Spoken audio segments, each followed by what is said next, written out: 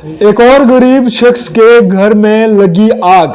आग लगने से जो है काफी ज्यादा नुकसान हो चुका है। जी हाँ नाजरीन, आप लोग बिल्कुल सही सुन रहे हैं। आपको बता दूं कि आज सुबह सुबह ही एक खबर जो है इलाका मरमत के बिहोता गांव से निकल कर आई, जिसमें बताया गया है कि वो एक घर को जो है वो आग लगी है, जिसमें काफी ज्यादा नुकसान जो है हुआ है। आपको बता दूं कि जिस घर में आग लगी है उनका, अगर मैं बता दूं कि एक औरत है जिसका नाम जो है अतीमा बेगम है। घर में जो है आग लगी। आपको बता दूं कि 3 मंजिला मकान था और तीसरे छत में जो है आग लगी है। और अगर मैं 2 छत की बात करूं, दूसरे और तीसरे फ्लोर की अगर मैं बात करूं, तो दोनों छतें जो है वो जलकर जो है वो राख हो चुकी है। लेकिन आपको बता दूं कि एक अफसोस की बात है कि फायर एंड इमरजेंसी गाड़ी जो है वो डोडा से मरमत की और यहां से तो जाती है, लेकिन मरमत में जो है वो गाड़ी नहीं पहुंचती है। अब क्यों नहीं पहुंचती है? क्योंकि आपको बता दूं कि कल भी मैंने खबर की थी कि इलाका मरमत में जो है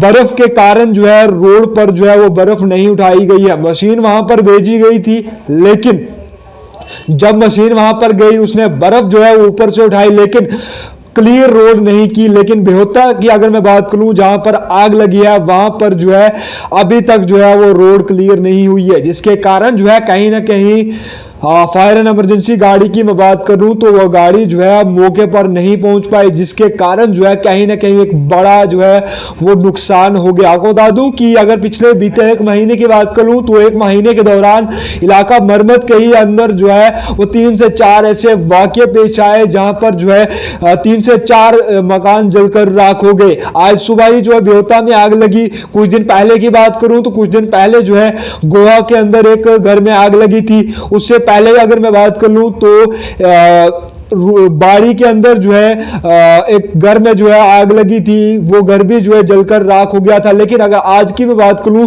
तो आज सुबह सवेरे ही खबर आई कि इलाका मरमत के बेहोता गांव में जो है आग लग चुकी है। लेकिन अफसोस इस बात का है कि वहां पर रोड क्लियर ना होने की वजह से जो है वहां पर फायर एंड इमरजेंसी गाड़ी जो है वो नहीं पहुंची। हालांकि मैं आपको बता दूं कि वहां के लोगों की यह भी डिमांड है कि यहां पर मरमत के अंदर जो है फायर एंड इमरजेंसी गाड़ी होनी चाहिए, लेकिन आज तक उनकी डिमांड भी फुलफिल नहीं की गई। वहां के मकामी लोगों का क्या कुछ कहना है, सबसे आप को वो भी दिखाने की कोशिश करेंगे कि वहां के मकामी लोगों का क्या कुछ कहना है। आज जो यहाँ आग की वारदात हुई, ये शॉर्ट सर्किट की वजह से हुई है।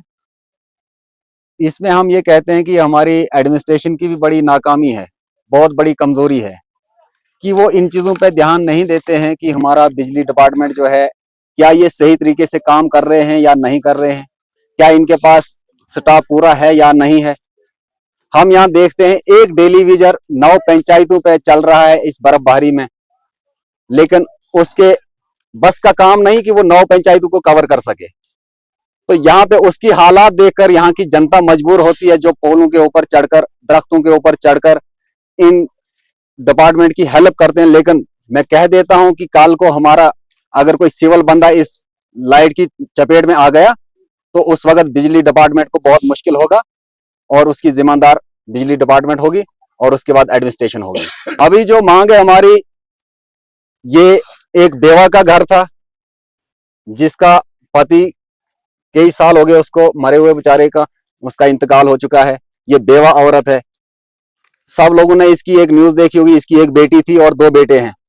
इसकी बेटी की शादी भी हो चुकी थी, लेकिन वो एक बहुत बड़ी बीमारी में मुब्तला रही और उसके लिए लोगों के पास चंदे के लिए भी गुहार लगाई गई, मदद के लिए गुहार लगाई गई। वो बेचारी आज भी घर पे मौजूद नहीं है। वो उसी सिलसिले में, अपनी बेटी की बीमारी की सिलसिले में आज भी कहीं डोडा, कभी जम्मू, कभी श्रीनगर वहां चलती रही। तो यहाँ पर आज घर के अंदर मौजूद उसका एक छोटा बेटा और उसकी एक बहू थी और उनके छोटे 2 बच्चे थे।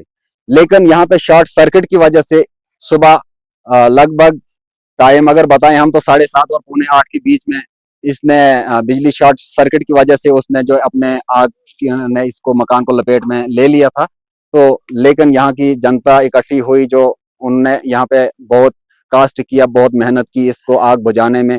लेकिन यहाँ पर पानी भी नहीं था। अगर हम इस पीएचई डिपार्टमेंट की बात करें तो उनकी भी बहुत बड़ी कमजोरी, यहाँ पे पीने के लिए पानी नहीं है लोगों को, लेकिन आग बुझाने के लिए पानी कहाँ से आता। लेकिन यहाँ पर ये एक कुदरत का निजाम था कि बर्फ इस टाइम पे गिरी हुई थी और बर्फ की वजह से जो है इस आग को काबू में कर लिया लोगों ने। यहाँ की लेडीज और बच्चे बुजुर्ग सारे मिलके उनने यहाँ पे बहुत कोऑपरेट किया इस चीज को, आग को बुझाने में।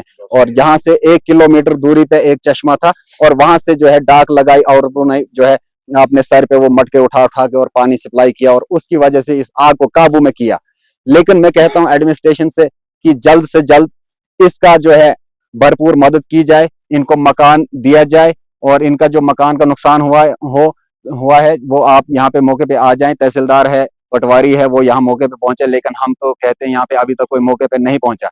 उसके बाद वो भी पहुंचते, लेकिन किस तरीके से पहुंचे रास्ता नहीं। अब हम रास्ते की बात करें तो आज 3 दिन तो हो गए, मौसम क्लियर है, यहाँ पे मशीनें लगी हुई हैं, लेकिन मशीन वाले भी अब ये पता नहीं है कौन सी सियासत उनके साथ, यहाँ अपर ब्योता पंचायत या लोअर ब्योता पंचायत, इस मरम्मत के साथ कौन सी सियासत चल रही है। ये उन मशीन वालों को मुझे लगता है हैंग किया जा रहा है, उनको रास्ते में बिठाया जा रहा है और वहां पर वो रीडिंग चढ़ा रहे हैं और डिपार्टमेंट को दे रहे हैं कि हम जी लगे हैं।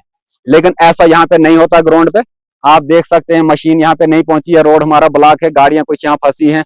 यहाँ पे अगर कोई बीमार होता है तो तब भी वहां हमें मुश्किलात होती है। आपको कुछ दिन पहले की एक बात बताऊं कि एक डेड बॉडी थी जो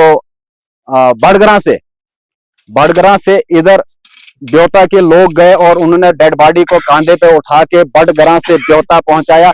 लेकिन 30 किलोमीटर का सफर पैदल मार्च किया है पब्लिक ने उस डेड बॉडी को कांधे पे उठा के। लेकिन एडमिनिस्ट्रेशन की कमजोरी देखो, इतनी साइलेंट है हमारी एडमिनिस्ट्रेशन कि उनको फोन कॉल्स किए, तहसीलदार को फोन किए, डीसी को फोन किए, लोगों ने यहाँ से बड़ी जनता ने फोन किए कि मशीन भेजें, यहाँ पे रोड क्लियर हो, हम इस डेड बॉडी को सेफ घर तक पहुंचाएं। लेकिन एडमिनिस्ट्रेशन ने टस से मस नहीं है उनको, उन्होंने इस चीज को इग्नोर किया। लेकिन यहाँ की जनता जो है वो यहाँ से पैदल मार्च 30 किलोमीटर सफर करके बड़गरा पहुंचे और बड़गरा से ब्योता डेड बॉडी और पहुंचाई। और ये हमारी जो है खूबियां देखो हमारी एडमिनिस्ट्रेशन की।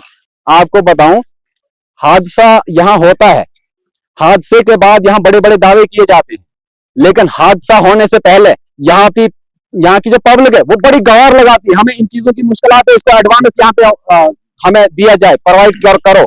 लेकिन उस टाइम जो है हमें यहाँ इग्नोर किया जाता है। जब आपको रोड की बात करूं तो जब एक्सीडेंट होते हैं उसके बाद क्रैश बैरियर वहां पे 24 घंटे के अंदर लगा देते हैं, लेकिन उससे पहले गवार लगाती है पब्लिक की हमारा रोड मेंटेन नहीं है, हमारे रोड की कमजोरी है, दीवार की कमजोरी है या क्रैश बैरियर लगाने की जरूरत है। और उस टाइम हमें जो है एडमिनिस्ट्रेशन की तरफ से जवाब होता है हमारे पास बजट नहीं है, अभी करेंगे बाद में। लेकिन जब एक्सीडेंट होता है दूसरे दिन और रात को वहां पर क्रैश बैरियर लग जाते हैं। और उन क्रैश बैरियरों को देखो, वो ठेकेदार जो लगाते हैं वो भी अपने घर की सेफ्टी बनाते हैं, रोड की सेफ्टी वो भी नहीं बनाते हैं। देखिए, मैं सबसे पहले यहाँ की आवाम को मुबारकबाद देता हूँ कि सुबह सुबह, और आपको भी, कि सुबह 7 बजे के आसपास ये इंसिडेंट हुआ है और इतनी पब्लिक यहाँ पे ब्योता की जो है इकट्ठी हुई और बड़ा सारा नुकसान होने से बचाया। तो जहाँ तक डिपार्टमेंट या एडमिनिस्ट्रेशन का सवाल है तो उनके ऊपर खुदाई हाफिज है। चाहे यहाँ कोई बिजली डिपार्टमेंट है तो उनका भी एक मुलाजिम शायद पूरी मरम्मत को चलाता है, वो भी कैजुअल लेबर में है। तो बर्फ हटाने की बात जहां तक आप कहते हैं तो ये ठेकेदार जो है ये एक माफिया है। यहाँ मरम्मत के अंदर ठेकेदार जितने भी है माफिया हैं। यहाँ पे कई सालों से गुहार लगाती है मरम्मत की आवाम कि यहाँ पे कोई ये गाड़ियां हों फायर सर्विस की, तो पूरी मरम्मत के अंदर अगर एक जगह भी होंगी तो काफी सारा नुकसान होने से बच जाएगा।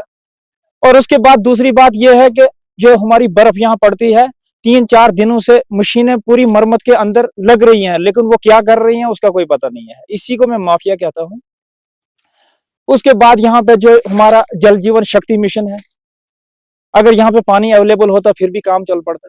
लोग इतने सारे लोग जो है वो काम करते, लेकिन यहाँ उन माफियाओं ने जो 40% बिलो टेंडर डालते हैं, यहाँ के माफिया जो है, जैसे तकी है रोड का, उकुंद्रू मोड़ का टेंडर उस तकी ने डाला है। किसी एक आदमी ने उसको पूछा कि तू काम शुरू कर, और जल जीवन मिशन के अंदर जिसने 2-2.5 करोड़ का टेंडर उठाया, यहाँ से किसी एक ने, उन्होंने बंदरपाट की पीएचई डिपार्टमेंट ने और उसने क्या बोलते हैं उसके तकिए ने।